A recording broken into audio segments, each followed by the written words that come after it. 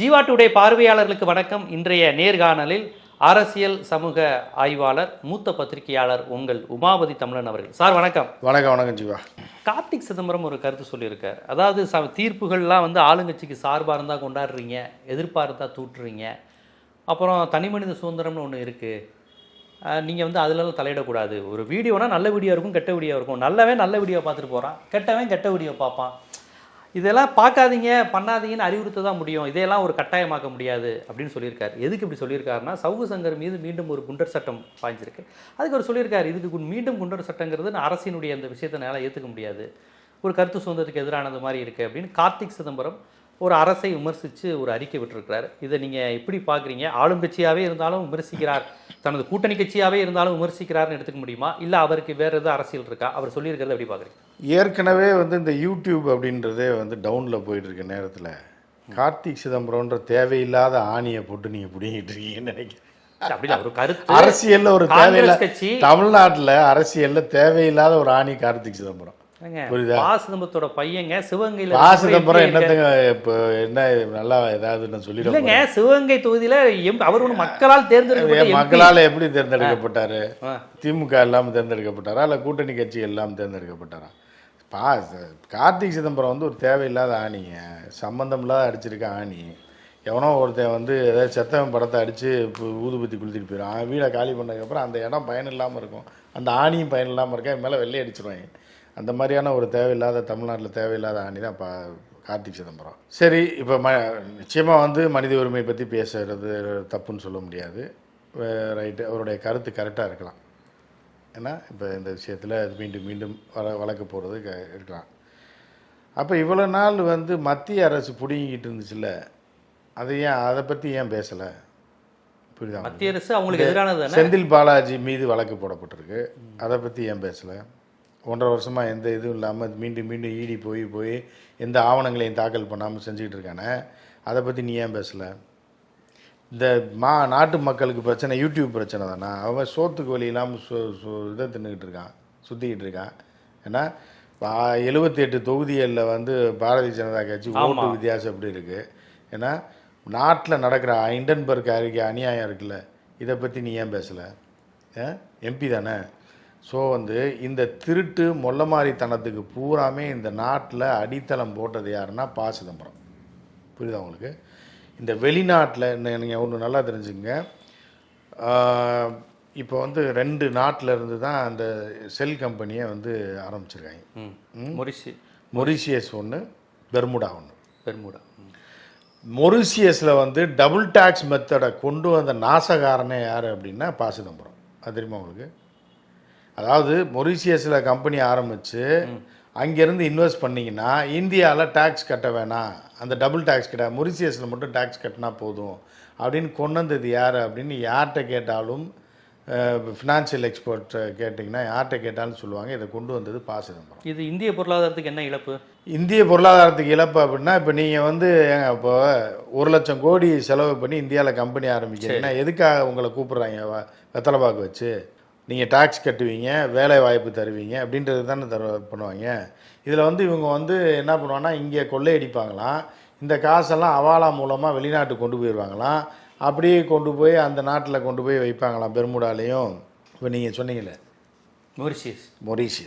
மொரிஷியஸ்லேயும் கொண்டு வைப்பாங்களாம். மொரிஷியஸில் தான் அண்ணன் ஃபஸ்ட்டு கொண்டு வந்தது, வைப்பாங்களாம். அங்கேருந்து வேறு கம்பெனி, அங்கே ஒரு பேரில் ஒரு கம்பெனி ஆரம்பிப்பாங்களாம், அந்த கம்பெனியை வச்சு இந்தியாவில் இன்வெஸ்ட் பண்ணுவாங்களாம். இன்வெஸ்ட் பண்ணால் டாக்ஸ் கிடையாதான். சட்டம், இந்திய அரசியல் சட்டம் சொல்லுதான்.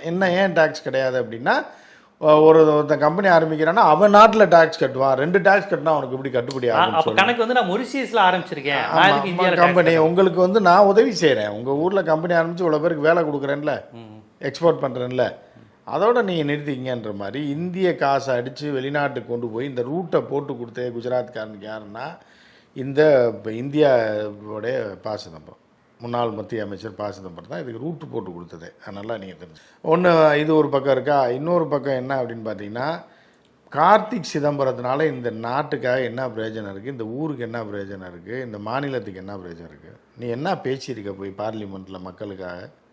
என்ன நீ இந்த ஏழை மக்களுக்கும் இது படிப்பிலானுக்கும் கூலி தொழிலாளிக்கு ஏழை தொழிலாளிக்கு எதாவது பேசியிருக்கியா? நீ விலைவாசி உயர்வு எதிர்த்து பேசியிருக்கியா? சும்மா நீ தேவையில்லாத ஆணி, உனக்கு வலியும் கிடையாது வக்கும் கிடையாது, நீ நின்னா டெபாசிட் கூட வாங்க மாட்டேன். திமுகவில் கூட்டணி போட்டு சீட்டு அடம் பிடிச்சி வாங்கி ஏற்கனவே காங்கிரஸ்காரனே எதிர்ப்பு தெரிவிக்கிறான் கார்த்திக் சிதம்பரத்துக்கு சீட்டு கொடுக்கக்கூடாதுன்னு. இப்படி எந்த கட்சியிலையுமே கிடையாது. அவங்க உட்கட்சி விவகாரத்தில் அதுதாங்க கிடையாது. அப்படி ஒரு ஆள் வந்து நீ வந்து கூட்டணியில் ஜெயிச்சு விட்டு இவ்வளோ நாள் இது பண்ணி ஜெயிக்கிற வரைக்கும் வாயை பொத்திக்கிட்டு இருந்துச்சு. முக ஸ்டாலின் வாழ்க, திமுக வாழ்கன்னு சொல்லிவிட்டு ஓட்டு கேட்டுட்டு திமுக காரனை வச்சு இன்றைக்கி வந்து நீங்கள் இது பண்ணுறேன்னா அப்போ என்ன? நான் வந்து என்ன சொல்கிறேன், திமுக விமர்சனம் பண்ணக்கூடாதுன்னு நான் சொல்லலை. நீ எதிர்த்து கேளுங்க, எதிர்ப்பு தெரிவிங்க, மனித உரிமை மீறலில் எதிர்ப்பு தெரிவிங்க. மித்த விஷயத்தில் என்ன புல்லு பிடுங்கினேன்னு கேட்டேன் இவ்வளோ நாள். இல்லை உங்கள் அப்பா என்ன கிழிச்சிட்டார் இந்த மாநிலத்துக்கு? ஏதாவது இண்டஸ்ட்ரீஸ் கொண்டு வந்திருக்காரா? ஒரு பெரிய பொருளாதார, ஏன்னா பொருளாதாரம் நல்லா வாயில் வருது ஜீவா. ஏதாவது பிரதமராகலாம் வாய்ப்பு இருக்கு. வேட்டி கட்டி ஆனா என்ன ஆகலைன்னாங்க, ராமாய் 80 வயசுல வயசுக்கு வந்தான்னா வயசுக்கு வரலன்னா அவர் பிரதமராக என்னத்தை அவர் காலம் பூரா செஞ்சது பூரா துரோகம் தாங்க தமிழனுக்கு ஈழத்தமிழனுக்கும். சிதம்பரம் செஞ்சது பூரா துரோகம். அது சிதம்பரம் மட்டுமா இல்ல காங்கிரஸ் எல்லாம் சேர்ந்து தான். சிதம்பரம் சொல்லியிருந்தா அங்கே மாற்றி விட்டுருக்க முடியும்னா காங்கிரஸ் என்ன வானத்தில் இருந்தால் குதிச்சிருக்கான்? அவனுக்கு ஒரு தமிழனாக இருக்க 2வது இடத்துல 3வது இடத்துல இருக்கக்கூடிய ஒரு ஆள் அப்படிலாம் கிடையாதுங்கன்னு சொல்லி சரி பண்ணியிருக்கணும்ல. நீ தானே பாயிண்ட் எடுத்து கொடுத்து ஒழிச்சு கட்டினதே. ஸோ இது எல்லாத்தையும் தமிழனுக்கு துரோகத்தை செய்துக்கிட்டு இதெல்லாம் பண்ணிவிட்டு உங்களுக்கு மான வெக்கம் ரோடு சூடு சொரணை இருந்தால் கார்த்திக் சிதம்பரம் தன்னோட தொகுதியிலேருந்து ரிசைன் பண்ணு. இப்போ ரிசைன் பண்ணிட்டு நீ நில்லு எலெக்ஷனில். திருப்பி திமுக துரோகம் பண்ணுது, மனித உரிமைக்கு மீறல் பண்ணுது, வந்து தனி மனித சுதந்திரத்துக்கு எதாவது செயல்படுது இல்லை, ரிசைன் பண்ணிட்டு நில்லு. உங்கள் தலைவர்கிட்ட சொல்லு, காங்கிரஸ் தலைவர்கிட்ட, எனக்கு மான ரோசம் இருக்குங்க, உங்களுக்கு இருக்கோ இல்லையா, கூட்டணியில் இருக்கீங்களோ இல்லையோ, ரிசைன் பண்ணுறேங்க. நான் இந்த மானங்கட்ட திமுக ஓட்டை வாங்கி நான் ஜெயிக்க வேண்டிய அவசியம் இல்லை. நான் மக்களுக்காக போராடுறவன், தனி மனித சுதந்திரத்துக்காக போராடுறவன், புரியுதா? பேச்சுரிமை சுதந்திரத்துக்காக போராடுறவன்.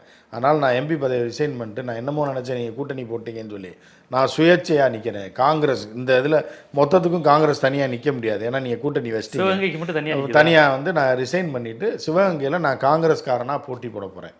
ஏன்னா எனக்காக பிரச்சாரத்துக்கு ராகுல் அவர்கள் வருவார், பிரியங்கா வருவார். இந்த செல்வாக்கு வச்சு இவர் வருவார், யார் நம்ம செல்வ பெருந்தையோ வருவார். இந்த 3 பேர் வருவாங்க பிரச்சாரத்துக்கு அப்படின்னு உறுதி. எப்படி வருவாங்க? அவங்க தான் ஸ்டாலினோட நட்பில் இருக்காங்க. நீங்களாம் வரமாட்டாங்க? காங்கிரஸ்காரருக்கு வரமாட்டாங்களா? காங்கிரஸ் தலைவர் காங்கிரஸ் எம்பி ரிசைன் பண்ணி இன்னும் வரமாட்டாங்களா கட்சியை வளர்க்குறதுக்கு? நீங்கள் என்னமோ சொல்லிட்டு இருக்கீங்க. கூப்பிட்டு இல்லைன்னா செல்வ பிறந்தகை இருக்கார் அண்ணன், அவரை கூப்பிடுங்க. நீங்கள் இப்போ உங்கள் அப்பாவை கூப்பிடுங்க. உங்கள் அப்பா ஒரு ஆளே போதுமேங்க, பிரச்சாரம் பண்ணால் கிளுகிளுன்னு கிழித்துருப்பேன் இங்கே சிவகங்கை தொகுதியில். ஆனால் தொடர்ச்சியாக வெற்றி பெற்றிருக்கிறாரு. அதை தான் எப்படிங்க வெற்றி? கூட்டணி தாங்கிறீங்க. ஏங்க டெய்லி சோறு திங்கிறாங்கன்னா அவங்க அப்பா தான் சோறு போட்டிருக்கோம், இல்லை அவங்க நல்லா யாராவது வீட்டில் சோறாக்கி வச்சுருப்பாங்க தின்றுருப்பேன். தின்னுட்டு அவங்களையும் துரத்தி விட்டுட்டு இல்லை காலி பண்ணி விட்டு அப்புறம் எப்படி நீ சோறு திப்ப? இங்கே வந்து இருக்கிறவன்ட்ட மஞ்சள் குளிச்சுட்டு ஊரை அடித்து உலையில போட்டுக்கிட்டு இது பண்ணிக்கிட்டு வாழ்ந்துக்கிட்டு நீ எல்லாம் வந்து திமுக அப்படி பண்ணிருச்சு. திமுகன்னு சொல்லலை, மக்களுக்காக நீ என்னைக்கா பேசியிருக்கியா? மக்கள் பிரச்சனைக்காக பேசியிருக்கியா? பார்லிமெண்ட்டில் மக்கள் பிரச்சனைக்காக லோக்கலில் பேசியிருக்கியா? இப்போ உனக்கு என்ன கொல்ல? நீ கூட்டணியில் வந்து என்ன பண்ண போகிற? நீ உனக்கு வந்து ஷேரிங் கொடுக்குறேன், அமைச்சராக என்னத்தை கிழிச்சிருவேன்? நீ எம்பியாக இருந்தேன்னா என்னத்தை கிழிச்சிங்க? உங்கள் அப்பா என்னத்தை கிழிச்சாரு? எதாவது வேணும்ல. எங்கள் அப்பா கிழிச்சு வச்சு செஞ்சுருக்காரு, அதனால் நீ எனக்கும் கொடுன்னு கேட்கணும், இல்லை எங்கள் அப்பாவுக்கு கொடுன்னு கேட்கணும். காலங்காலமாக மத்திய அமைச்சராக இருந்து ஒரு மண்ணாங்கட்டிங்க பிரயோஜனம் இல்லாத ஒரு ஆள் தான் சிதம்பரம். புரியுதா? என்ன வங்கிகளில் லோன் அந்த மாணவர்கள் என்னத்தை கொண்டாந்தார்? என்ன தேர்தல் நேரத்தில் தள்ளுபடி பண்ணாங்க லோனை. புரியுதா உங்களுக்கு? நீங்கள் எங்க அந்த நேரத்துக்கு நீங்கள் வந்து அதாவது மீன் பிடிக்கிறத கற்றுக் கொடுங்கன்னா பிச்சை போடுறத தான் நீங்கள் பார்க்குறீங்க. நீங்கள் வந்து கோயிலுக்கு போயிட்டு வெளியில் வரும்போது பிச்சை போடுவாங்க. எதுக்குன்னா பிச்சைக்காரன் நல்லா இருக்கணும்னு கிடையாது, இந்த நாயோட தோஷம் கழியணும், நம்ம தான பிரபுவாக மாறி பாரு எத்தனை பேருக்கு நான் உதவி செய்கிறேன், இறைவானையை காப்பாற்றுன்றதுக்காக தான் போடுவானே தவிர அந்த ஏழை நல்லா இருக்குன்னா வயிறாறு சாப்பிடட்டும்னு இப்போ பிச்சை போடுற பிச்சைக்காரங்க இப்போ பிச்சை போடுற ஆள் கிடையாது இவங்க. புரியுதா? இவங்க வந்து இவங்க பரிகாரம் தீர்த்துக்கிறதுக்காக அன்னதானம் போடுற குரூப் இது. ஸோ இதனால் கார்த்திக் சிதம்பரத்தோட எதிர்காலத்தை திமுக வந்து பார்த்துக்கணும். இதெல்லாம் உங்களுக்கு தேவையில்லாத ஆணியை திமுக பிடுங்குதுன்னு தெரில. புரியுதா? நீ வந்து இப்போ அடுத்த டைம் கூட்டணியோ இல்லை எம்எல்ஏ சீட்டு போட்டால் இவங்க குடும்பத்துக்கு சீட்டு கொடுத்தேன்னா கூட்டணியே கிடையாதுன்னு சொல்லணும். புரியுதா உங்களுக்கு? இல்லைன்னா நீ தனியாக நில்லு. அதாவது இவங்க திமுகவை நம்பி தான் காங்கிரஸ்ன்னு இல்லை, தனியாக இல்லைங்க பிரதர், நீங்கள் பார்த்துங்க, யாரோடையா கூட்டணி போட்டு நீங்கள் போங்க. இல்லை, அந்த கருத்தை கார்த்தி சிதம்பரமே சொல்லியிருக்காரு. நம்ம எப்போதான் அதிகாரத்தை பெறுறது தமிழ்நாட்டில், இப்படி கூட்டணியோட இருக்க முடியுமான்னு சொல்லி அதற்கு ஈவிகேஸ், நீங்கள் உங்களை மாதிரி ஆட்கள் ஈவிகேஸ் இளங்கோவன் காங்கிரஸ் கட்சியினுடைய இன்னொரு மூத்த தலைவர் கார்த்திக் சிதம்பரத்தோட அவர் சொன்னார், இப்பெல்லாம் பேசிக்கிட்டு இருக்காதீங்க, திமுக நம்ம ஜெயிக்க முடியாது, அவரே சொன்னார். அதான் இப்பெல்லாம் பேசுறது ரொம்ப தவறுனாரு. ஆனால் அப்போ கூட செல்வ பெருந்தகை கண்டிக்கல, நீங்கள் அதை கவனிச்சுக்கணும். செல்வ பெருந்தகை கண்டிக்கல. ஈவிகேஸ் வந்து இப்போ எந்த பொறுப்பும் இல்லையா, அவர் இப்போ கட்சியில் வந்து அவர் தலைவர். ஈவிகேஸ் தான் திமுக எதிர்ப்பாளர் அப்படின்றத தாண்டி அவர் உண்மையை சொல்லியிருக்காரு. ஈவிகேஸ் திமுக இப்போ திமுகவுக்கு ஆதரவாக தானே பேசியிருக்காரு ஈவிகேஸ். அதை தாங்க உண்மையை சொல்லியிருக்காருங்க, உண்மையை சொல்லியிருக்காரு, ஆதரவாக பேசியிருக்காருன்னு சொல்ல முடியாது, யதார்த்தத்தை சொல்லியிருக்காரு. நான் என்ன சொல்கிறேன், நீங்கள் ஒன்றும் இல்லை, உங்கள் காங்கிரஸ் கட்சி தான் ஒளிஞ்சு மண்ணை போட்டு உங்களை மூடிட்டாங்க.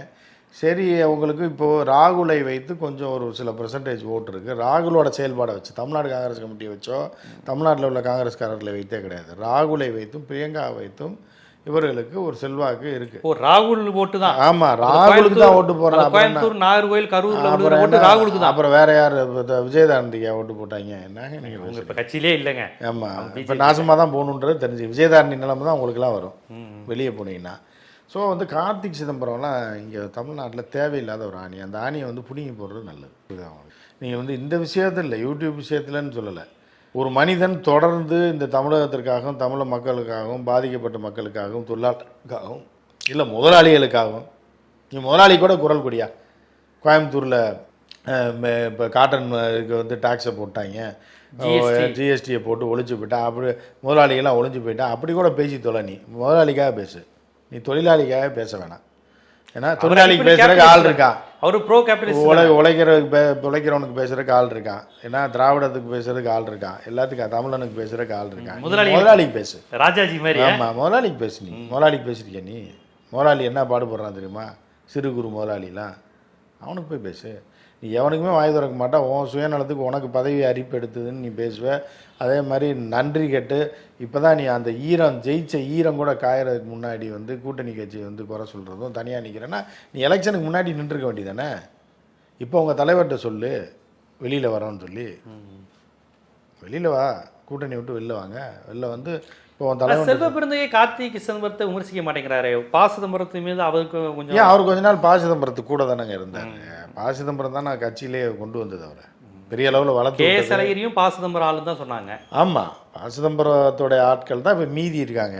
அவருக்கு எதிரான அவர் தான் ஈவிகேஎஸ் இளங்கோவன் போன்றவர்கள், இன்னும் சிலர்லாம். தங்கபால் டீம் தனியாக இருக்குல்ல. தங்கப்பால் எப்படின்னா, பழைய பால் கடை வச்சுருப்பாங்க சில பேர், 40 வருஷமாக வச்சுட்டு இருப்பாங்க. ஊர் டெவலப் ஆயிருங்க. இப்போ வந்து நீங்கள் என்ன பார்த்தீங்கன்னா, சில பழைய ஊர்கள் இருக்குது. எப்படின்னா கோடம்பாக்கம், விருகம்பாக்கம், இதெல்லாம் பழைய ஊர். இதெல்லாம் இது பேர் பூராமே ஊர் பேர். அந்த ஊர் அங்கே ஒரு கோயில் இருக்கும், ஒரு ஊர் இருக்கும். இப்போ சிட்டி டெவலப் ஆகி எல்லாத்தையும் என்ன பழைய இடங்களை வாங்கி இடிச்சிட்டு, அண்ணா நகரில் விருகம்பாக்கத்திலே சொல்கிறேன், கோடம்பாக்கத்திலே பார்த்தீங்கன்னா, இப்போ உள்ள கோடம்பாக்கத்தில் பார்த்தீங்க அப்படின்னா ஃபுல்லாக பெரிய அப்பார்ட்மெண்ட்ஸாக அது இது பிரம்மாண்டமாக எல்லாமே இருக்கும். அதே நேரத்தில் அந்த ஊர் பாக்கெட்டில் பழைய ஓட்டு வீடுகள்னு நீங்கள் பார்த்துருப்பீங்க, ரெண்டும் மிக்ஸ் ஆகிருக்கும். ஏன்னா அந்த பழைய ஊர் அப்படியே இருக்குது. அதில் ஒரு மாடு வச்சுருப்பான் ஒருத்தன், இன்னும் அதே மாதிரி இருப்பான். அந்த இடத்த இடித்து விற்றா 2-3 கோடிக்கு போகும், ஆனால் விற்க மாட்டான். அவன் அந்த பழைய 2-3 மாடை வச்சுட்டு அந்த வீட்டுக்குள்ளேயே இருந்துக்கிட்டு, அந்த ஓட்டு வீட்டுக்குள்ளேயே பாரம்பரிய வீட்டுக்குள்ளேயே இருந்துக்கிட்டு, ஏன்னா அவனோட ஊர் என்னோட இடம் அப்படின்றத விட்டு கொடுக்க மாட்டான். அங்கேயே உட்காந்துருப்பான். ஒரு 2-3 கோடி ரூபாய்க்கு விற்றுட்டு ஒரு அப்பார்ட்மெண்ட்ஸ் வாங்கிட்டு சொஃபஸ்டிகேட்டட் லைஃப் வாழலாம். நீ எதுக்கு இந்த மாட்டுக்குள்ளேயே நாய்க்குள்ளேயே உட்காந்துருக்கான்னா போக மாட்டான். புரியுதா அவங்களுக்கு? அதே ஊருக்குள்ளேயே ஓட்டு வீட்டுக்குள்ளேயே சுற்றிக்கிட்டு இருப்பான். அந்த மாதிரியான ஒரு ஆள் தான் தங்கபால். இல்லை, அவர் சஞ்சய் காந்தி காலத்திலேருந்தே அதைத்தாங்க சொல்கிறேன். பழைய கோடம்பாக்கத்தில் இருந்தவருங்க அவர். மாடுகனோட அப்படியே உட்காந்து சேலத்தில் ஒரு செல்வாக்கு சாணி அள்ளிட்டு அப்படியே இருப்பார் அதே ஏரியா. இல்லைங்க, சேலத்தில் அவருக்கு செல்வாக்கு இருக்குல்ல. ஆமாம் இருக்கு. அவர் நின்னார்னா இப்போ சேலம் சுற்று வட்டாரத்தில் எல்லா எம்எல்ஏயும் ஜெயிச்சிருவார்ல. நின்று காங்கிரஸ்ல யாரும் ஜெயிக்க முடியாது. இருந்தாலும் சேலம், ஓமலூர் அந்த சைட்லாம் அவங்க சேலத்துக்கு காங்கிரஸுக்கு ஒரு பெல்ட். நீங்கள் தானே சொல்கிறீங்க செல்வாக்கு இருக்குன்னு. நிற்க சொல்லுங்க போய். காங்கிரஸ் முகங்கள் இல்லையா தங்கபாலு, ஈவிகேஸ், கார்த்திக் சிதம்பரம், நீங்களா நினச்சிக்கிறீங்க. அதுக்கு என்ன? அப்போ யார் தான் தமிழ்நாட்டு காங்கிரஸ் முகம்? தமிழ்நாட்டு காங்கிரஸுக்கு முகமே கிடையாதுங்க. ஒரே முகம் ராஜீவ் காந்தி, ராகுல் காந்தி தாங்க. ராகுல் காந்தி முகம் அங்கே இருக்குங்க. அப்படி கீழே வந்தீங்கன்னா ஏதாவது ஒன்று தெரியும். நீங்கள் ஏதாவது தப்பாக நினைக்கிறேன். அதுதான் தமிழ்நாடு. புரியுதா? காலை வச்சு தான் நீங்கள் கண்டுபிடிக்கணும். ஓகே. அப்போ நீங்கள் தமிழ்நாடு காங்கிரஸ் அப்படிங்கிற ஒரு அமைப்பு அதற்கென்று ஒரு பெரிய செல்வாக்கு இல்லை, முழுக்க முழுக்க ராகுல் காந்தி. காங்கிரஸில் யார் அவர் 5 பேர் தெரிஞ்சவங்களை சொல்லுங்கன்னா வைவிகே சிலங்கன்னு சொல்லுவாங்க. ஆமாம். இவர் தங்கபாலு. தங்கபாலு சிதம்பரம். அரசியல் தெரிஞ்சவங்களும் தெரியுங்க. ப. சிதம்பரம் ஞானதேசியின் முதல் இருந்தார் அவர். அதெல்லாம் இல்லை, அதெல்லாம் பழைய ஆளுங்க. ஸோ அந்த மாதிரி இருக்குது. அதில் வந்து மொத்தத்துக்கு வந்து இது வந்து தேவையில்லாத ஒரு ஆணிங்க ப. சிதம்பரம். இது சாரி, இவர் கார்த்திக் சிதம்பரம். ஸோ வந்து கார்த்திக் சிதம்பரம் நாட்டுக்கும் பிரயோஜனம் இல்லை, வீட்டுக்கும் பிரயோஜனம் இல்லை, அவங்க அப்பாவுக்கும் பிரயோஜனம் இல்லை, காங்கிரஸ் கட்சிக்கும் பிரயோஜனம் இல்லை. ஏங்க ஒருத்தன் வந்து காங்கிரஸ் கட்சியில் ஒரு பெரிய தலைவரோட மகனாக இருக்கான்னா அந்த மகனை வைத்து கொண்டு அந்த பகுதியில் காங்கிரஸ் வளரணுங்க. ஏன்னா நீயே அனாமத்து, நீயே எவனையா அண்டி பொழைச்சிக்கிட்டு இருக்க, எவனாவது கூட்டணியில் சீட்டு கொடுத்தாதான் நீயே ஜெயிக்க முடியும். உனக்கு எதுக்கு இந்த பேச்சு? அப்போ சிவகங்கையில் காங்கிரஸ் வளரலையா? சிவகங்கை, காரைக்குடி, தேவக்கோட்டை பகுதியில் போயிருக்கீங்களா இல்லையா? அந்த பக்கம்லாம் போய் பாருங்கள், லீவை போடுங்க. அதான் யூடியூப் டவுனில் போயிட்டு இருக்க நேரத்தில் லீவை போட்டுட்டு ஒரு ட்ரெயின் ஏறி நீங்கள் போய் ப. சிதம்பரம் தொகுதி, கர்நாடகா எல்லாம் போய் பார்த்துட்டு வாங்க. அவரோட பூர்வீகம், வீடு.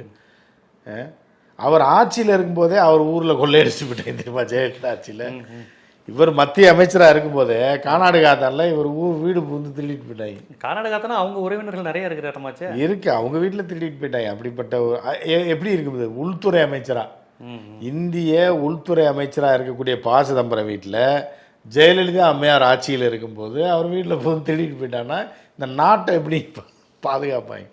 இப்படிப்பட்ட ஒரு ஃபேமிலி, டுபாகூர் ஃபேமிலிங்க, புரியுதா அவங்களுக்கு? ஸோ அப்படி இருந்து கொண்டு இந்த பேச்சு பேசுகிறதெல்லாம் ஓவருது. இல்லை, நீங்கள் இந்த இதை காங்கிரஸின் மீது வைக்கிறீங்க, உங்களால் தனித்து நிற்க முடியாது. காங்கிரஸ் மேலெல்லாம் வைக்கலைங்க, இவங்கள தான் பர்டிகுலராக சொல்கிறீங்க. நம்ம சொல்கிறது கார்த்திக் சிதம்பரத்தை சொல்கிறோம். சரி, நீங்கள் இந்த அளவுக்கு ஒரு திமுக காங்கிரஸ் கட்சியில் இல்லாமல் ஒரு பத்திரிகையாளராக இருக்குது, நீங்களே இவ்வளோ அப்சர்வ் பண்ணியிருக்கும் போது திமுக தலைமைக்கு தெரியாதா கார்த்திக் சிதம்பரத்துக்கு செல்வாக்கு இல்லை, நம்மளைட்டும் கம்யூனிஸ்ட் கட்சி விசிகா இவ்வளோ ஓட்டுகளை வாங்கி தான் ஜெயிக்கிறாருன்னு அவங்களுக்கு தெரியாதா? ஒவ்வொரு போன முறை 2019 அவர் நிற்கும் போதே சொன்னாங்க கார்த்திக் சிதம்பரம் சீட் கொடுக்காதீங்க, ஹெச் ராஜா கூட ஜெயிச்சாலும் ஜெயிச்சிருவார், ஏன்னா அப்போ ஆப்போசிட்டாக அவர் நின்னார். அப்போ பலரும் சொன்னாங்க ஹெச் ராஜா தோத்துருவாருங்க, இது ஹெச் ராஜா நிற்கிறதுனால இவர் ஜெயிச்சிருவாரு. அதாவது என்ன ஒவ்வொரு முறையும் சொல்றாங்க, ஆனால் சீட்டு அவங்க தானே கொடுக்குறாங்க. சிவகங்கை ஒரு வீர பூமிங்க, ரத்த பூமின்னு அது மாதிரி வீரம் விளைந்த ஒரு மண் அது. சிவகங்கை சீமைன்றது வந்து அவ்வளோ சாதாரணம் இல்லை, அது ஒரு பாண்டிய நாட்டிலே ஒரு முக்கியமான ஒரு இடத்தை பிடிச்சது. சிவகங்கைன்றது ஒரு குறுநில மன்னர்களே வந்து பேர் எடுத்து வரலாற்றில் பதிந்திருக்கக்கூடிய ஒரு மாபெரும் சீமை தான் சிவகங்கை சீமை. அதுக்கு பிடிச்ச கேடை பாருங்கள், ஒரு தேசிய கட்சியில் ஒரு விளங்காத ஆள் உங்கள் அண்ணன், எனக்கு அண்ணன் தான் அவர், ஹெச் ராஜா. 2 பேரும் மீது ரொம்ப மூத்தவர் இல்லை, உங்க அப்பான்னு வச்சுங்க, அப்பானா ஒரு சித்தப்பா மாதிரி வச்சுங்க, சித்தப்பா கூட மூத்தவர், பெரியப்பான்னு அவர் ரொம்ப மூத்தவர். அவர் வந்து இருக்காரு. அவர் வந்து சிவகங்கைக்கு பிடிச்ச ஒரு கேடு காலம் இன்னும் ஒரு பக்கம். சரி, இந்த பக்கம் பார்த்தா இன்னொரு கேடு காலம் இது. அப்போ சிவகங்கை வந்து ஒரு வரலாற்று சிறப்புமிக்க ஒரு பூமியில் எப்படி வந்து சிக்கியிருக்காங்க பாருங்கள் 2 பேர். இந்த கட்சியில் பார்த்தாலும் ஒரு ஆகாவலி, அந்த கட்சியில் ஒரு ஆகாவலி, 2 ஆகாவலியும் போட்டு சிவகங்கை மக்கள் பாவம். சிவகங்கையினுடைய இன்றைய நிலையா இருக்குன்னு பார்க்குறீங்க? இல்லை, நான் என்ன கேட்குறேன், ஏற்கனவே இப்போ தான் ஒரு தலைவர் வந்து ஒரு மாபெரும் புரட்சியாளர், அவர் யார், காங்கிரஸோட தலைவர், 4 பேரை கூட்டு போய் ரயில் மறிச்சார்ல, கே.எஸ். அழகிரி. அவர் இப்போ தான் மாற்றப்பட்டு இப்போ தான் ஒரு புத்துயிர் ஊற்றிருக்காங்க. ஏன்னா அவர் ஒரு பெரிய புரட்சியாளர். அவர் இருந்திருந்தாருன்னா அகில இந்திய அளவில் எல்லா இடத்தையும் காங்கிரஸ் கேப்சர் பண்ணியிருக்கோம். நல்ல வேளை அவர் இல்லாதனால பிஜேபி தப்பிச்சிருச்சு. ஸோ அப்படிப்பட்ட ஒரு மாபெரும் தலைவரை இப்போ தான் மாற்றிருக்காங்க காங்கிரஸில். அடுத்து கே.எஸ். அழகிரி காலத்தில் கோஷ்டி புசல் குறைவாக தானே இருந்தது இல்லையா? மொத்தமே கட்சி இருந்தால் தானே 4 பேர் இருந்தால் அதனால சண்டை போடுவீங்க. ஒரே ஆள் இருந்தால் எப்படிங்க சண்டை போடுவீங்க? அவருக்கு இருந்தது 4 பேர் தான். அந்த 4 பேரை வச்சு தான் ரயில் மறியல் பண்ணார். அதே ரயிலில் ஏறி போன ஒரு சாதனையாளர் அவர் இன்னைக்கு இல்லை, இந்த நூற்றாண்டு முழுவதுமே 20ஆம் நூற்றாண்டு, 21ஆம் நூற்றாண்டு, 22ஆம் நூற்றாண்டு, இது இப்போ 22ஆம் நூற்றாண்டு தானே, 21ஆம் நூற்றாண்டு போயிட்டு இருக்கு. 21ஆம் நூற்றாண்டு எண்டு வரைக்கும் பேசக்கூடிய ஒரு மாபெரும் தலைவர். 19ஆம் நூற்றாண்டில் இருந்த நேரு, கோகலே இந்த மாதிரி இப்போ தேச தலைவர்கள் இருந்தாங்க. அது மாதிரி தமிழ்நாட்டில் வந்து நீங்கள் எடுத்து பார்த்தீங்கன்னா கேஎஸ் அழகிரி அடிச்சு. அப்படியா? ஆமாம், 21ஆம் நூற்றாண்டில் ஒரு மாபெரும் தலைவர். காமராஜருக்கு கூட இவ்வளவு பில்டப் கிடையாதுங்க, காமராஜர்லாம் ஒன்றுமே கிடையாது. காமராஜர் எங்க ரயில் மறியல் பண்ணியிருக்காரு காமராஜர், நேராக போய் போராட்டம் பண்ணி ஜெயிலுக்கே போன மனுஷங்க அவரு. ஆமாம், ஜெயிலுக்கு போயிருப்பாருங்க, ரயிலை மறிச்சிருக்காராங்க 4 பேரோட போய். அந்த தில்லு வேணும்ல, கூட்டமே இல்லை, எவன்டே சொல்ல கூட நேரம் இல்லை, இருந்தாலும் வெறும் 4 பேர் தான் இருக்கான். அந்த 4 பேரை வச்சு அவ்வளோ பெரிய இரும்பு ரயில் ஏற்றுனா நஞ்சு இதாக போயிடும். ஆனால் நின்றுக்காரில் 4 பேரை கூப்பிட்டு நின்று அந்த ரயிலை நிறுத்த வச்சு அதே ரயிலில் ஏறி போனாரா இல்லையா? இந்த சாதனை யாருன்னு செஞ்சிருக்கேன் இந்தியா பொறுத்தவரை. அப்போ அவர் ரயிலை நிறுத்தலை, அவர் ஏறி போகிறதுக்காக ரயிலில் என்ன பண்ணாருன்னு தெரியல, வண்டி நின்றுச்சு ஏறி போயிட்டார், அது வேற விஷயம்னு வச்சுங்க. இப்படி ஒரு மாபெரும் தலைவரை வந்து மாற்றினதே ஒரு பெரிய காங்கிரஸுக்கு ஒரு பெரிய மைனஸ் பாயிண்டாக இருந்த ஒரு நேரத்தில். அடுத்து கார்த்திக் காமெடியன், இவர் அடுத்த தலைவர்லாம் பேசிட்டு இருந்தாங்க தெரியுமா? கேஸ்ல கார்த்திக் சிதம்பரம் வர போறாங்க, சூப்பரா. ஜோதிமணி பேர் அடிபட்டுச்சு. இல்லை, ஜோதிமணிலாம் வந்து போராளிங்க.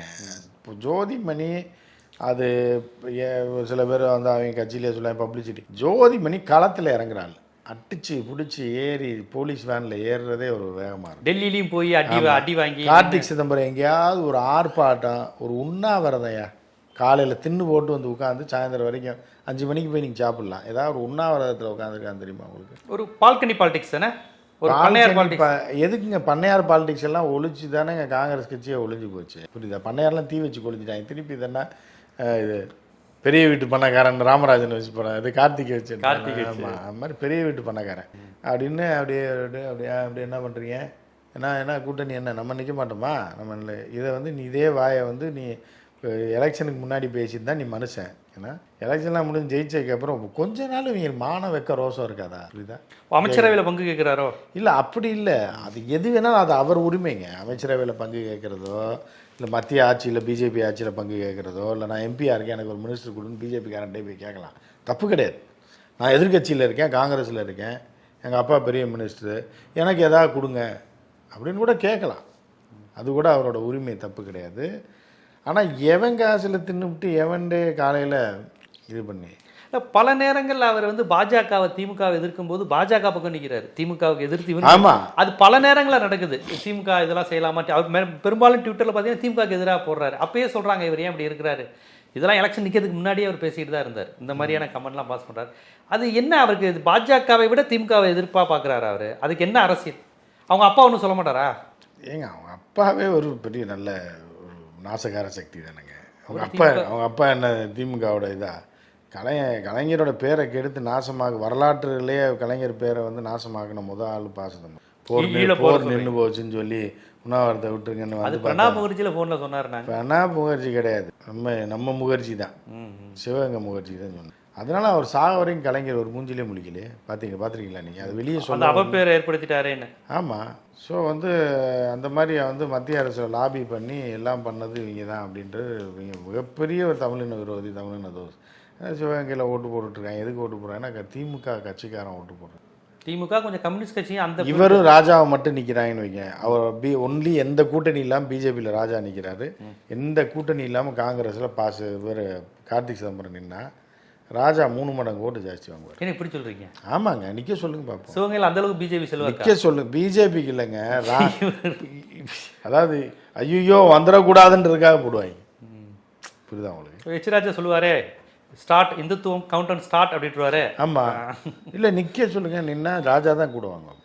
தனிப்பட்ட முறையில் போன முறை கூட்டணியில் நின்ட்டாங்க 2 பேரும். இது பிஜேபி தாமரையில் வந்து ராஜா, எந்த கூட்டணியும் கிடையாது. கை சின்னத்தில் கார்த்திக், இவர் 10,000 வாங்கினார்னா 40,000 வாங்குவார் ராஜா, புரியுதா உங்களுக்கு? அப்போ கம்யூனிஸ்ட் திமுக விசிகா வேணா ட்ரையல் பார்க்க சொல்லுங்கள். இப்போ தான் எம்பி ஜெயிச்சிட்டாரு, எம்எல்ஏ வரும், எச் ராஜா போட்டி போட சொல்லுங்கள், நம்ம 2 பேரும் மோதிக்குவோம் அப்படின்னு. இவர் எம்எல்ஏக்கு போட்டி போடுச்சு, ஏன்னா எம்பி பதவி போகாது, அதில் தோத்தா போட்டு பார்க்க சொல்லுங்களேன் ஒரு ட்ரையல். கண்டிப்பாக இந்த பேட்டி எச் ராஜா பார்த்தா சந்தோஷப்படுவார். பரவாயில்ல, உமாபதி வந்து முதன்முறையாக எனக்கு செல்வாக்கு இருக்கு. நிச்சயமாக இந்த மாதிரி லூசுகளுக்கு இவங்க அதாவது ராஜா வந்து சங்கிங்க, அவர் வந்து ஒரு எதிர் முகாமில் இருக்கக்கூடிய ஒரு ஆள் அப்படின்னு திராவிட இயக்கங்கள் நினைக்குது. ராஜா ஒரு சங்கின்னு நினைக்குது. சங்கி இல்லை, சங்கி தான், அந்த இதுலேருந்து வர்றாரு அப்படின்னு நினைச்சா கூட துரோகிக்கும் வந்து எதிரிக்கும் வித்தியாசம் இருக்குங்க. இல்லை, இப்போ அவர் பிஜேபியோட எதுவும் லிங்க்ல இருக்காரா? எதுவும் தேவை இருக்கா? பிஜேபி ஆதரிக்க வேண்டிய தேவை இருக்கா கார்த்திக் சிதம்பரத்துக்கு? கேஸ் நடக்குது இல்லைங்க, அப்போ பாஜக ஒரு தொடர்பில் இருக்கார் அவர். பாஜக தொடர்பு இல்லை. ஏன் நான் வந்து அப்படிலாம் உங்களுக்கு எதிரி கிடையாது. நானும் நீங்கள் எப்படி திமுக அடிக்கிறீங்களோ அதே மாதிரி தான் நானும் அடிச்சுக்கிட்டு இருக்கேன். நீங்கள் என்னைய விட்டுருங்க, என் பாஸ்போர்ட்டை கொடுத்துருங்க அப்படின்றது. ஓ, அந்த கேஸ், அந்த வெளிநாட்டு நிறையா கேஸ் இருக்குது, நிறையா கேஸ். ஸோ அதனால் அப்பப்போ ஒரு பாஜக கருத்து போலயே சில விஷயங்களை சொல்லிக்கிட்டு இருக்கிறாரு. பாசதமாக அப்படி கண்டுக்காத மாதிரி இருந்துக்கிறாரு இந்த மாதிரி விஷயங்கள். கண்டிப்பாக கூட்டணி கட்சியில் இருந்து கொண்டு தொடர்ச்சியாக ஆளும் அரசை விமர்சிப்பதற்கு பின்னால் உள்ள அரசியல் என்ன, அவங்களுடைய இன்னொரு விஷயத்தை நான் தெளிவாக சொல்லிக்கிறேன். ஆளுங்கட்சியை விமர்சிக்க கூடாதுன்னு இல்லை, கருத்துக்களுக்கு எதிராக பேசக்கூடாதுன்னு இல்லை, ஊடகங்கள் வந்து எல்லாம். ஏன்னா அந்த ஆளுங்கட்சியில் வாங்கின இப்போ எடுத்த பிச்சை இருக்குல்ல, அந்த பிச்சை பாத்திரத்தை கீழே போட்டுட்டு இன்னும் தைரியமாக வேற பாத்திரத்தை வேற அலுமினிய பாத்திரம் வாங்கி போய் பிச்சை எடு வேற எங்கேயாவது. அந்த பிச்சை பாத்திரத்தை வச்சு அவன் வீட்டில் இருக்க பாத்திரத்தை திடி அவன்கிட்டே பிச்சை எடுத்து காலில் தின்னுவிட்டு, ஏன்னா அடுத்த வீட்டில் போய் அவனை குறை சொல்லாது. அதுதான் இந்த அரசியலுக்கு பின்னால் உள்ள விஷயம் என்ன அப்படிங்கிறத விரிவாக சொல்லியிருக்கீங்க. ஆனால் நீங்கள் சிதம்பரம், கார்த்தி சிதம்பரம் வைத்த விமர்சனம்ங்கிறது நான் தனிப்பட்ட விமர்சனமாக எடுத்துக்கணுமா, இல்லை காங்கிரஸ் கட்சிக்கும் அப்படி ஒரு கேரக்டர் இருக்குன்னு எடுத்துக்கணுமா? ராகுல் காந்தியை மைனஸ் பண்ணிட்டு காங்கிரஸ் எடுத்துட்டீங்கன்னா சிதம்பரம் காங்கிரஸ் இல்லையேங்க, அப்புறம் எப்படி என்னங்க நீ? இப்போ ஒரு டீ இருக்கு, கிளாஸில் ஊத்துனாதாங்க டீ. கிளாஸ் எடுத்து டீயை மட்டும் பாருன்னா அப்படி எப்படி இருக்கு, செதறிடுங்க, அது நக்கி தான் குடிக்கும். வேற சொல்ற மாதிரி தலைவர்களே இந்திய அளவில் இல்லைன்ட்டீங்க நீங்க. கமல்நாத் போன்றவங்களாம் இல்லையா? கமல்நாத் குடும்பத்திலே அதை மறந்துட்டாங்க. நீங்க பேரை பழைய பேரை வச்சு கேள்விப்பட்டு சொல்லிட்டு இருக்கீங்க, அவ்வளவுதான் அப்படிங்கிற மாதிரி பாக்குறீங்க. ஒரு பெரிய தேசிய கட்சிக்கு ஒரே அடையாளமா ராகுல் காந்தி இருக்காருங்கிறீங்க. பழைய ஸ்தாபன காங்கிரஸ், அந்த பண்ணையார் காங்கிரஸ், இவர் அப்படி பார்த்தாலும் இந்திரா காங்கிரஸ் ஆட்கள் தான் இவங்க. அந்த ஒரு பண்ணையார் மனநிலையிலேயே இவங்க இருக்கிறாங்க அப்படிங்கிற விஷயத்த பதிவு செஞ்சுருக்கீங்க. பார்ப்போம். காங்கிரஸ் கட்சியினுடைய பண்பு நலனை உங்கள் பத்திரிகையாளர் அனுபவத்திலிருந்து நீங்கள் பதிவு செஞ்சுருக்கீங்க. கார்த்தி சிதம்பரம் திமுகவை எதிர்ப்பதற்கு பின்னால் உள்ள அரசியல் என்ன, அதைத்தான் அவ்வப்போது இவர் அப்படி தூண்டி விட்டுக்கிட்டே சீண்டி விட்டுக்கிட்டே இருக்கிறார் என்பதையும் பதிவு செஞ்சு. கார்த்திக் சிதம்பரத்தோட நீங்கள் பேச்செல்லாம் பார்த்துருக்கீங்களா, நடவடிக்கையெல்லாம்? அவங்க அப்பா அமைச்சராக இருக்கும்போது நாய் மாதிரி கூட இப்போ தேடி போகிறவன மதிக்க மாட்டான். என்ன எவனாவது ஒருத்தனை சொல்லுங்கள் நல்லவர்னு, உதவி செஞ்சிருக்காரு, இவங்களால எங்கள் குடும்பத்தை, இவரால் எங்கள் குடும்பம் வாழ்ந்துருக்குன்னு சொல்லுங்க. எந்த இதுக்குமே பிரயோஜனம் கிடையாதுங்க. எவனுக்குமே டெல்லி செல்வாக்கு அவனுக்கு கூட இருந்து எலெக்ஷன் டயத்தில் நாயா பேயா பாடுபட்டவன் கூட இவங்க ஜெயிச்சதுக்கப்புறம் போனான்னா இவங்களோட உண்மையான முகம் அப்போ தான் தெரியும். புரியுதா அவங்களுக்கு? அவனோட பேச்சு, தெனாவட்டு, திமுரு, என்ன இவங்க எல்லாம் வந்து எப்படி சீட்டு கொடுக்குறாங்கன்னே தெரியல. செல்வ பிறந்தையா கூட இருந்து அதைத்தான் நான் கேட்குறேன். டெல்லி செல்வாக்கு இருக்கா? லோக்கல் தமிழ்நாடு காங்கிரஸ் டெல்லி செல்வாக்கு வச்சு தானே அவங்க அப்பா ஓட்டிட்டு இருக்காரு. 4 வருஷம் 4.25 வருஷம் வெளியில வர மாட்டாருங்க. கடைசி அந்த 3 மாசத்துக்கு அறிக்கையா கொடுத்துட்டு எங்கேயாவது இருந்து திடீர்னு புதகுலியில் பண மதிப்பிழப்பு வந்தப்பெல்லாம் அவர் அந்த மாதிரி எடுத்து பேசினார். அந்த மாதிரியான நேரத்தில் பேசுவார் எங்கேயாவது. அதாவது இதெல்லாம் மேனாமினிக்கு அரசியலுங்க. ஏசி ரூம்லேயே உட்காந்துட்டு டிவி பார்க்குறது, பேப்பர் எடுத்து படிச்சுட்டு அதுக்கு ஒரு கண்டன அறிக்கையை பக்கத்தில் உள்ளவன்ட்ட சொல்லி எழுத வச்சு அவனே கொண்டு போய் கொடுத்துருவான்டா. இவங்க ஏசி ரூமை விட்டு செய்ய மாட்டாங்க. இதுதான் அவங்க பாலிடிக்ஸ். இந்த பாலிடிக்ஸ் பண்ணிட்டு இவங்க எல்லாம் தேவையே இல்லையா தமிழ்நாட்டுக்கு? எதுக்கு இவர் அறிக்கை விட்டால் தான் மோடி பயந்து அண்டை நடுநடுங்க, இந்த ராம்தாஸ் சொன்ன மாதிரி அண்டை நடுங்கடுங்க அப்படி மோடி பயந்துட்டு வாபஸ் வாங்கிட்டாரா? சரி, இவர் அறிக்கை கொடுத்தாரு, ஏதாவது நடந்திருக்கா? சிதம்பரம் அறிக்கை கொடுத்தாருல ரூபா நோட்டை மாற்றினதுக்கு, உடனே ரூபா நோட்டை எல்லாம் மாற்றலைன்னு மாற்றிட்டாங்களா? எதாவது நடந்துச்சா? அப்புறம் நீங்கள் அறிக்கை கொடுத்தாருன்னா நீங்கள் இதை பிடுங்கினா யாருக்கு என்ன இது இருக்குது? ஸோ அதை முதல்ல பாருங்கள். நீங்கள் அறிக்கை கொடுத்தா ஏதாவது மாற்றம் வந்தால் பரவாயில்ல. நீங்களாம் உட்காந்து ஏசி ரூமில் ஒரு பிஏ கூப்பிட்டு எழுதி போடியா அந்த இந்துவில் போட்டிருக்கான் பாரு, இன்றைக்கி நேற்று எதாவது மோடி பண்ணியிருக்காம்பில்ல, அதுக்கு ஏதாவது எதிர்ப்பறிக்கையை போட்டு அனுப்பி விடியான்னு சொல்லி அரசியல் தேவையே இல்லையே. நீங்கள் அறிக்கை கொடுத்தாருன்னா கொடுக்கலன்னா என்ன? அது அவங்க வாழ்வியலுக்கும் அடுத்த பதவி வாங்குறதுக்கும் அரசியல் டெல்லி லாபி பண்ணுறது தான் விசாகம். இப்போ அதாவது தமிழ்நாட்டுக்காரனுக்கு எந்த வகையிலையும் நீங்கள் குடும்பமும் பிரயோஜனம் கிடையாது, நீங்களும் பிரயோஜனம் கிடையாது. அதை நீங்கள் பிடிச்சி நீங்கள் வந்து சொன்னீங்கல்ல லோனை ரத்து பண்ணாருன்னு, அது கலைஞரோட ப்ரெஷரில்.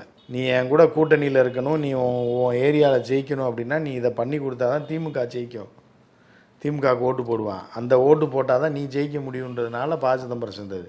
எத்தனை இண்டஸ்ட்ரி கொண்டு வந்திருக்காரு சிதம்பரம்? கேவலமான ஒரு செயல் செஞ்சுருக்காங்க தெரியுமா?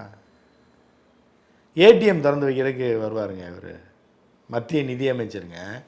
அவங்க ஊரில் வந்து ஒரு பேங்க்கோட பிரான்ச் ஓப்பன் பண்ணி வைக்கிறான்.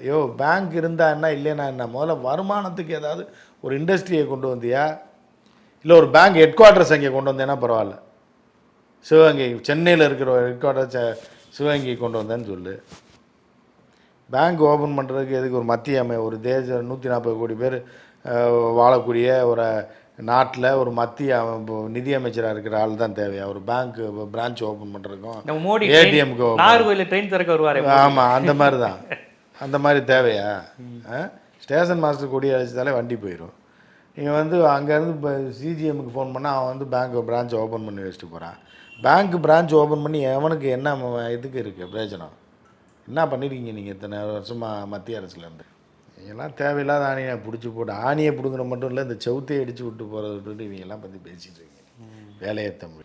ஆனால் டெல்லி தலைமை தொடர்ந்து அவருக்கு தான் கொடுத்துக்கிட்டு இருக்கு. இந்த அவங்க அப்பா அங்கே இருக்காருங்க. அவங்க அப்பாவுக்கு அப்புறம் இவரெல்லாம் ஒன்றும் செல்லா காசு ஆயிடுவாங்க, தூக்கி எரிஞ்சிருவாங்க. எங்கே இருக்க இந்த நாட்டிலே இருக்க மாட்டாங்க, எங்கிட்ட வெளிநாட்டில் செட்டில் ஆயிடுவாங்க. ஏன்னா வேஸ்ட்டுங்க அரசியல். கண்டிப்பாக இந்த கார்த்தி சிதம்பரத்தினுடைய இந்த நடவடிக்கை, அவருடைய ஆதரவு அறிக்கை, சவுக்கு சங்கருக்காக குரல் கொடுக்குற கருத்துரிமையை மதிக்கிறோம். ஆனால் செந்தில் பாலாஜியை பற்றி இவன் நாள் பிஜேபி எடுத்து எதுவுமே பேசலையே. செந்தில் பாலாஜி உயிருக்கு ஆபத்துங்கிற அளவுக்கு அவர் இதை பற்றி பேச சொல்லுங்கள். இண்டன்பர்கை பற்றி ஏன் அதை பற்றி பேசுகிறவருக்கு என்ன பிரச்சனை? அதை கண்டுபிடிச்சவங்களே இவங்க தாங்க அந்த சீட்டிங்க. புரியுதா உங்களுக்கு? இவங்களே வந்து அதானியை பற்றி பேச சொல்லுங்க பார்ப்போம். அதானியை பற்றி உங்கள் அப்பா இவரை பேச சொல்லுங்கள், இவரை பேச சொல்லுங்க பார்ப்போம். ஏன்னா அதானி இப்போ என்ன சீட்டிங் பண்ணியிருக்கானோ இதை துவங்கி வச்சதே, இதை கண்டுபிடிச்சதே அந்த அறிவுபூர்வமாக தமிழங்க தாங்க. அந்த ஒரு விஷயத்தில் நம்ம வந்து பெருமை காலரை தூக்கி விட்டுக்கலாம். புரியுதா உங்களுக்கு? வெளிநாட்டில் அவாலா பணத்தை கொண்டு போய் அதை எப்படி இந்தியாவில் இன்வெஸ்ட் பண்ணுறதுன்னு சொல்லி ஒரு கண்டுபிடிச்சார் பாருங்க பாசி ஆட்சி காலத்தில். அதுக்காக நாம் பெருமைப்படலாம் பாசியை பார்த்து. உண்மையில் பல்வேறு செய்திகளை ரொம்ப மேலோட்டமாக அன்றாட செய்திகளை அலசுவது என்பது மட்டும் இல்லாமல் நுட்பமாக வரலாற்றின் பின்னோக்கிலிருந்து இதை நம்ம எப்படி பார்க்கணும், இந்த விமர்சனம், இந்த அரசியலுக்கு பின்னால் யார் யாரெல்லாம் இருக்கிறாருங்கிறத உங்களுடைய ஜேர்னலிஸ்ட் எக்ஸ்பீரியன்ஸில் இருந்து இந்த மாதிரி விஷயங்களை நம்ம ஜீவா டுடே பார்வையாளர்களுக்கு எடுத்து வச்சுருக்கீங்க. மிக்க நன்றி.